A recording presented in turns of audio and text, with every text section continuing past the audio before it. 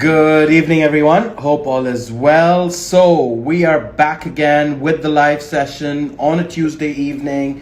And today, my guest is a social media blogger and influencer who is going to talk about what he does in social media and how is it for him to blog on social media and to also be an influencer. So, we're going to go live with Matt Blinsky. Just send you an invite, Matt. So,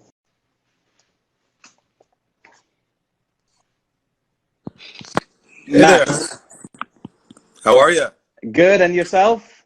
I'm doing well. I'm doing Good, well. good to see you here. Thank you so much for coming on this live session in terms of joining me in my mission to share the knowledge and spread the positivity. It's great to have you on, Matt. Absolutely. Thank you for having me. Super. So before we start the conversation, Matt, if you can introduce yourself as to who you are and what exactly is it that you do. Sure. My name is Matt Belinsky. I live in Los Angeles. I'm an attorney here, mostly in the media technology and startup world, but business more generally. Also advise, and company, early stage companies on growth opportunities, partnerships, financing, things like that. And I recently I've always been pretty outspoken on social media, but around the beginning of COVID, some of the posts I was doing and debunking some news stories around early COVID commentary went on somewhat viral. I started doing a little more a little more content, some video, some published, and I've become a bit of a news source for for some people in my community and my social media following, when time permits, while I'm juggling these other careers. That is super amazing. I mean, there's so much you're doing and there's so much knowledge to share at all those fronts. It's absolutely amazing to have you here. So, Matt, before we move forward, I ask this to all my guests that come on here.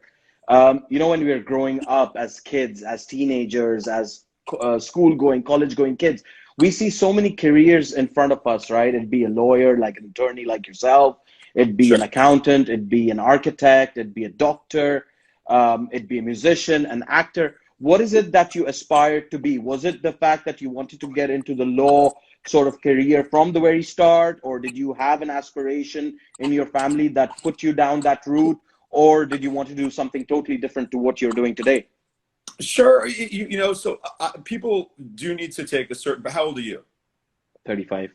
35. Okay, so you graduated and entered the workforce at a slightly different. I'm about to be 39. So people have to understand, I graduated from college in 2003.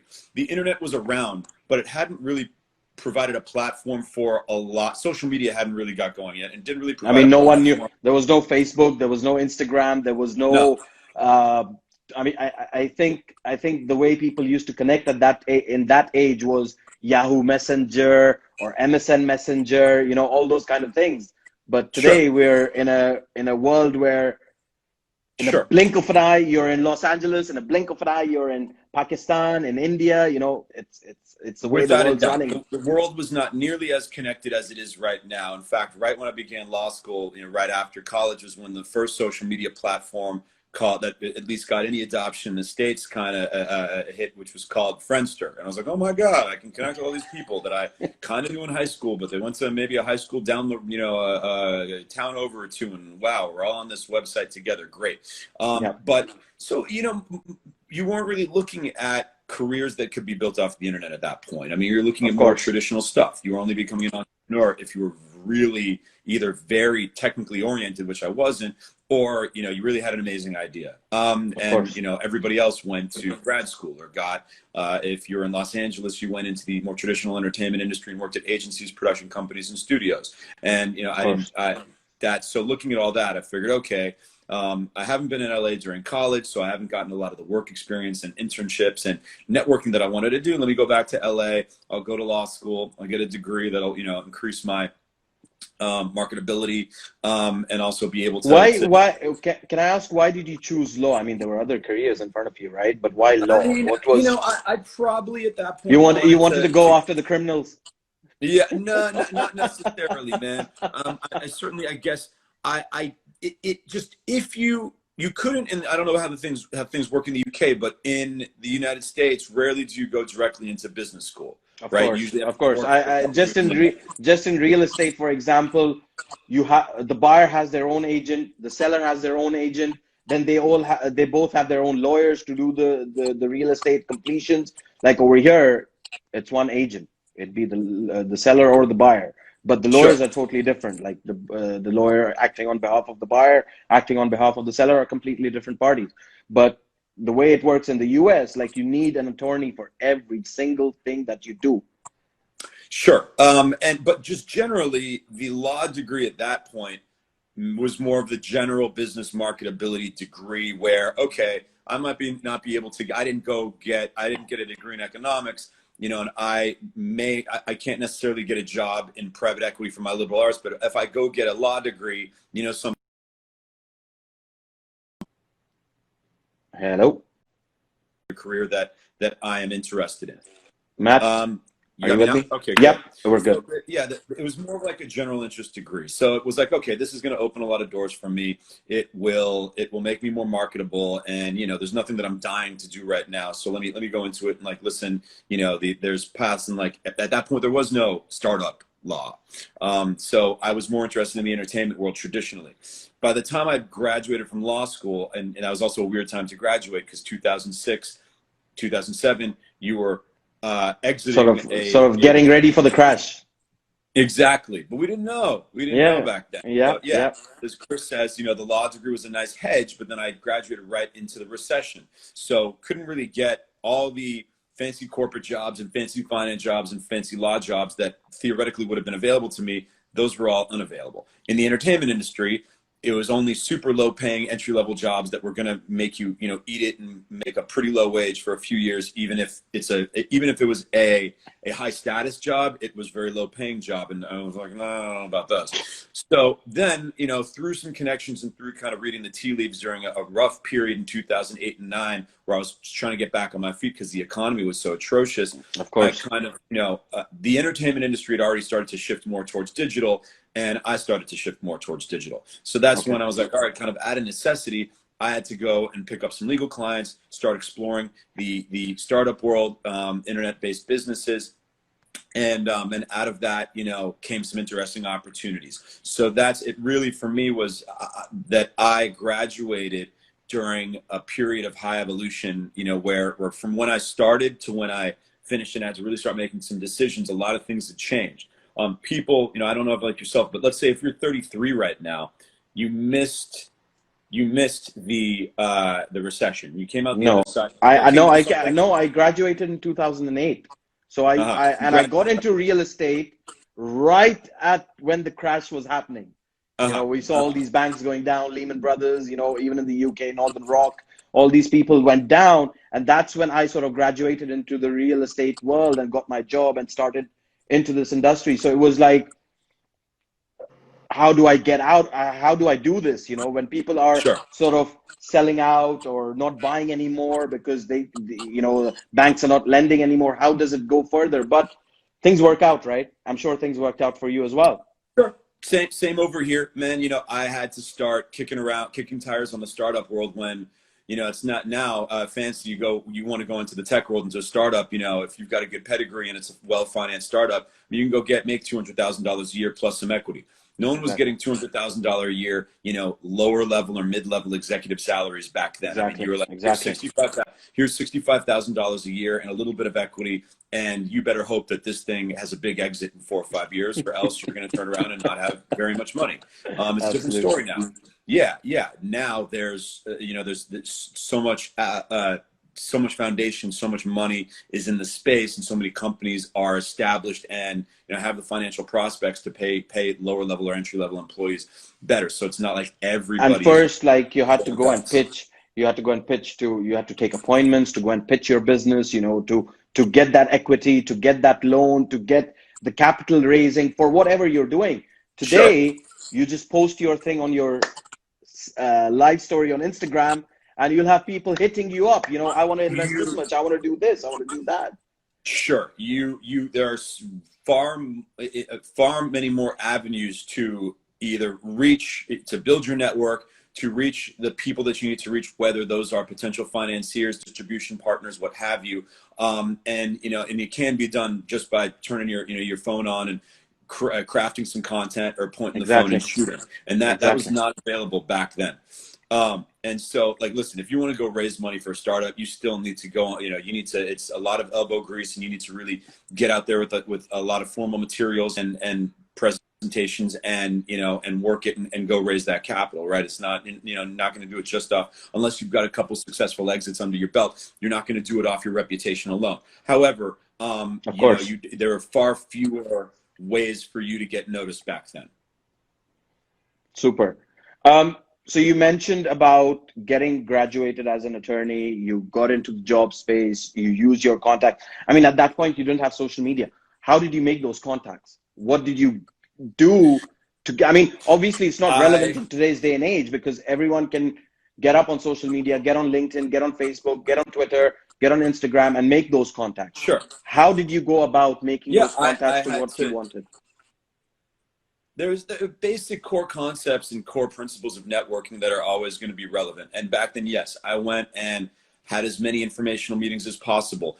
I asked to go to coffees, to take the coffees, the lunches, and it benefited me at that point that I was a young guy who a lot of people would say, okay, hey Matt, you're an up and coming ambitious guy, and he's trying to make it, and I want to throw him a bone and see if I can help him out. And I utilized that for sure. And I mean, listen, it was not a high success rate. I mean, probably 2008 in 2009 I went on 150 different meetings, coffees, interviews, and and none of them necessarily yielded something specifically. But one thing that I did when I started working with a few startups here and there was I said, okay, you guys need, this is someone that you guys should be trying to work with. This is someone that you should try to be meeting. And I try to make the pieces fit. And I made a lot of introductions, and then introductions provided value to both sides on both sides of the equation, expanded my network, and endeared me to a lot of people. And once again, you're not going to get a pound of result for a pound of effort or a pound of gratuity, but that does add up.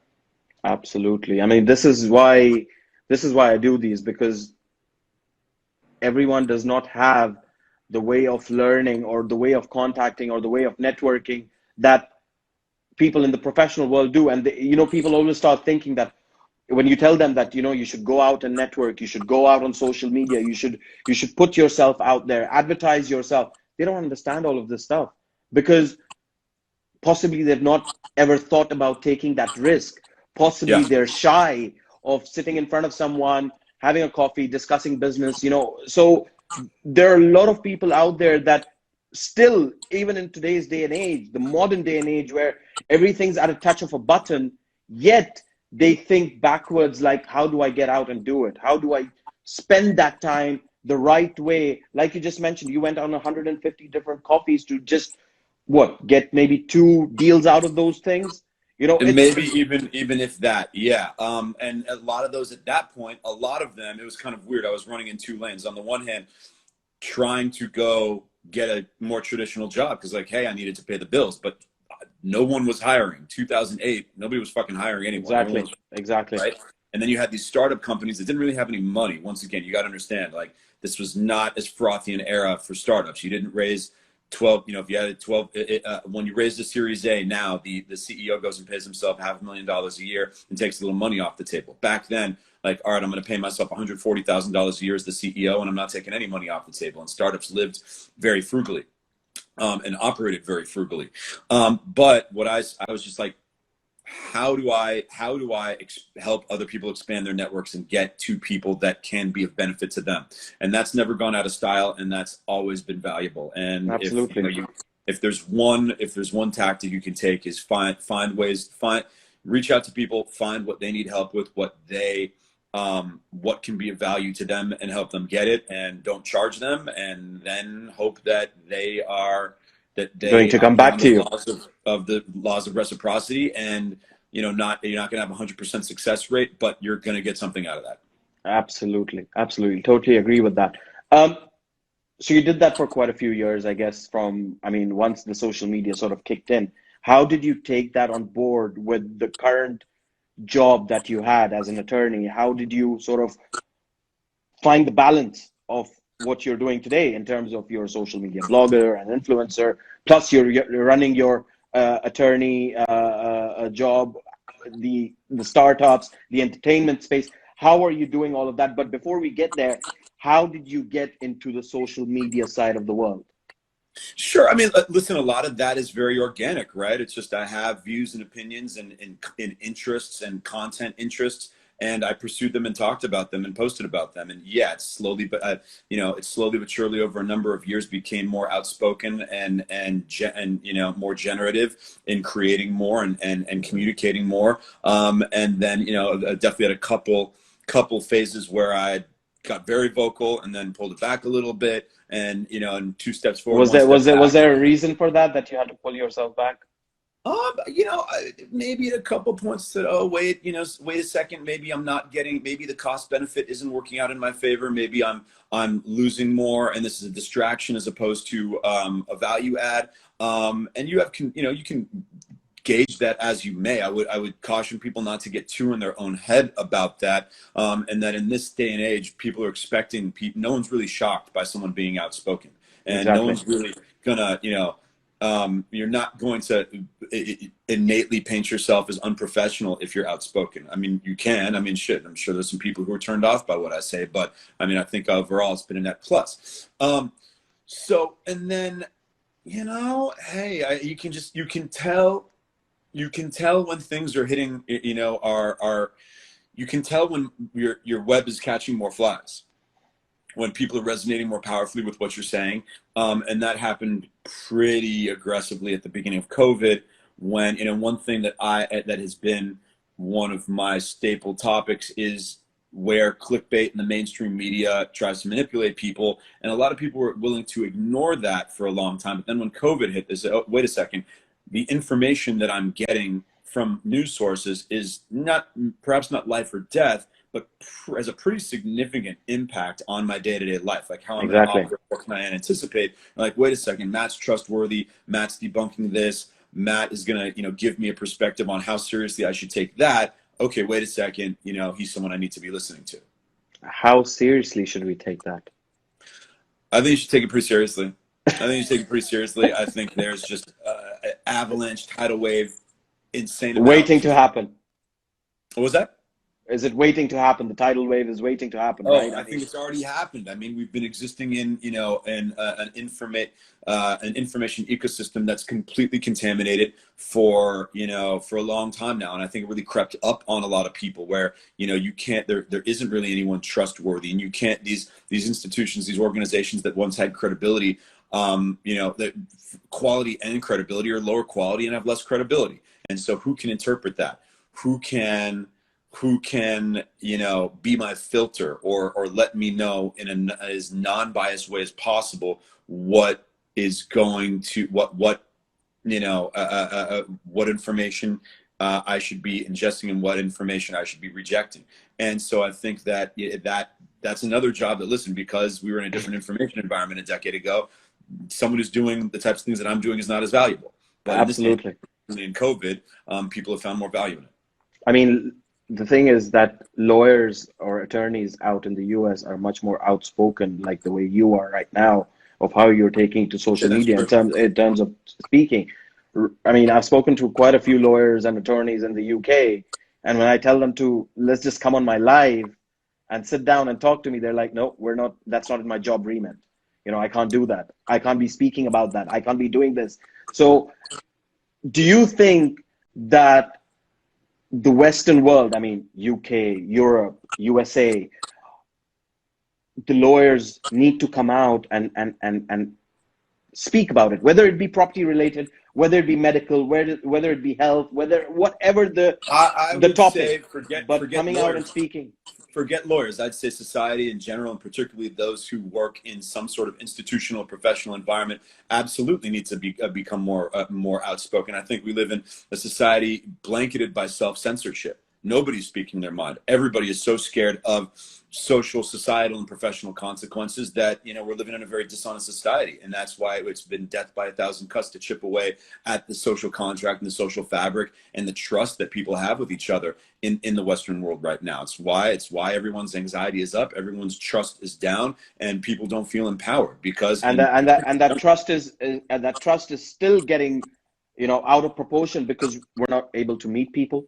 Like in the UK, Sure. in London, for example, we can only go out in groups of 6, or we can just go and see a household where. Is that being adhered to? Are people observing the 6 rule, or is it something like a speed limit? Of course they are. Of course they are, because over here they're like, you're gonna get fined, and people are scared about those fines. You know, what about your family? What about the people you're sitting down with, you're meeting every day, your parents? Like, if you're a family of 5 and your parents come over, you're 7. You know, how do you do that? How do you manage that? Because over here, we've been told that your neighbor, if they've got 7 or 8, call up the government, you know, all those kind of things. And people are following those rules. And, you know, how do we bring that trust back in? How do we get to sit down with each other and talk? But that's the way. This is how social media is then getting into power, where people are coming on here, talking about what they're doing, outspeaking themselves in terms of many other ways, you know, but yet they're being censored, they're being taken down, their accounts are being closed, you know. So how do we do that? How does the narrative get? I know how we theoretically can do it. I just don't think, I'm not so sure that I see it as realistically, you know, as going to be a realistic development anytime soon. I mean, society needs to stop. We've lowered the bar for what constitutes a controversy. We need to raise that bar. Not everything has to be a public controversy. The whole notion of shaming people for decisions that might have an element of risk but are not particularly reckless needs to stop. And people have to be a little more courageous. People need to, you know, I think people are so scared of getting any negative feedback or being in any kind of, they don't realize that you can withstand the vast majority of controversy. Yeah, anything, you know, maybe not anything, but listen, so many of these controversies or these mini scandals, everyone fucking forgets about them in 72 hours, right? Exactly. So, you know, everyone, that's what I try, because clients will sometimes come to me that get in a sticky situation for a minute or two and like, oh my God, like this is over, that is over, blah, blah, blah. Or even like a client recently, it's like, oh my God, last night I got into a situation, it happened in front of an investor, blah, blah, I've ruined the whole thing. I was like, do you know what the threshold is, where the bar is for embarrassment in 2020? You have to really screw up for anyone to care after a week. And a week later, of course, it's like, oh my God, I was totally freaking out that this was much ado about nothing. You know, I was this deal's still on. Everybody forgot about it. People got short memories in 2020. Absolutely, absolutely. You know, I don't want to say that doesn't mean go and just fucking, you know, streak across the middle of Main Street, but act accordingly and understand that just because you might be in the crosshairs for a minute or two, it doesn't necessarily have any real impact. Even what I got into a little, you know, online argument, you know, a little. This is where I was going to go. I was going to ask you the question: how do you deal with that when you come to crossroads? I mean, when you're in a situation, a sticky situation, do you dwell on that for 72 hours, or you're like, you know what, there's a natural reaction. People do have a natural reaction to freak out. You're naturally, because I've seen it as a lawyer, it's like a client when they get sued for the first time. They see that they're sued and that they're in the crosshairs, and just naturally they get a flood of stress and anxiety. It's usually a fantasy. It's 4 times out of 5, it's a fantasy. Same thing on the social media era, because I've dealt with once or twice, and I've got a thicker skin for this type of stuff. Recently, yeah, you know, there's a little bit of like bullshit pushback and some people calling my law firm about this and that because you know, some dude with about 100,000 followers, me and him got into it on Instagram, and then, you know, a client's publicist was getting some messages, and she called me and she's like, Matt, like, I'm not angry, but like, listen, we got to get. I'm like, and I just said, take a deep breath. You've seen this before. You know, by tomorrow, no one's going to care about this. And she was like, you're right. Nobody's going to care about this by tomorrow. And you want to know something? By tomorrow, nobody cared about it. Exactly. Never got a message again. That's what it is. That's exactly what it is. You know, people are so in that thought process now that if I do this, what's going to be the repercussion? What is that person going to think? What is my family going to think? What are my friends going to think? You know, and you start thinking about that. And just to give you an example, like when lockdown happened in the UK, especially in London, and then all of a sudden you had the police and the public and the doctors and the nurses. I don't know if you know that every Thursday there used to be this clapping mode that used to go on for the National Health Service out here, and everyone used to every Thursday 8 p.m. everyone come out of their houses, start clapping for the NHS, you know, on their window, on their door, whatever it is. But here we are in lockdown when the government's telling us to stay at home, but there are people on one of the most visited sites as a tourist on that bridge, on Westminster Bridge. They were there with the police clapping for the NHS. Hundreds of them. And then they had this motto of save lives, save the NHS, stay at home, right? So I came out and just said, like, F you, the government, F you this, F you that. And I had so many people just send me a message like, what are you doing? You're a dead man walking. You can't be doing this. All, you know, what are you saying about it? You know, like you just mentioned, they didn't even care the next day. They don't give a shit. Nobody cares. I've seen this happen a million times. There will be a bunch of internet cockroaches who come flood into a comment box or into some replies or God knows what, and this and that, and everyone moves on with their life. This is just a visceral reaction expressed via how easy it is to type something, and then they move on with their life. It happens. Exactly. It's a process that repeats itself over and over again. Absolutely. I mean, it's been such a positive life for me in terms of getting all that sort of feedback from you in terms of, if you want to do it, go out and do it. Don't think about what's going to happen at the back of it. I mean, obviously, if it's bad, you don't do it. But if it's good in your eyes, carry on, you know. If you believe in it, and, you know, even if it's a little imperfect, and if someone comes after you, you know, you want to be able to have a logical defense for yourself. And, you know, as long as you're grounded and sound with your logical defense, then, you know, hey, you're gonna get some haters and you're gonna get some fans. I mean, I don't know. I think you gotta, to use American football phrasing, stay in the pocket. You ever heard the quarterback's got to stay in the pocket? It's like all the defenders are trying to rush him and blitz him and try to sack him, but you gotta stay in the pocket and wait for the receiver to get open. So exactly. But thank you so much for coming on here. Sharing that positivity with us, sharing that knowledge with us in what you do, how you do it, how you have been doing it. 2 quick questions. When are you coming to London? Man, I can't wait. It's not, you know, historically I've stayed away from London during the colder months, but because I didn't get there during the summer, maybe I'll pop out there. I don't know. When should I be coming? Am I out of my mind to be coming to Europe and to mainland Europe and UK in November or December? Or should I be coming? If you want the London winter, do come. It's the best. It's the best. Yeah. Okay. It's the most crisp winter you'll ever visit. I can't wait. I've missed London. It hurt that I couldn't go this year. I'm going to get back on the job. I'm going to be there soon enough. And if not, I'm going to spend more than I will. But when you get your ticket, you know, you've got a 2-week quarantining period. Oh, God, the fuck. On camera, we have to say this, right? On camera. Yeah. I already got COVID. I've got every goddamn antibody or immunity protocol imaginable. But I will be in London soon. And if I'm not there soon, I will definitely be there for a significant amount of time in 2021.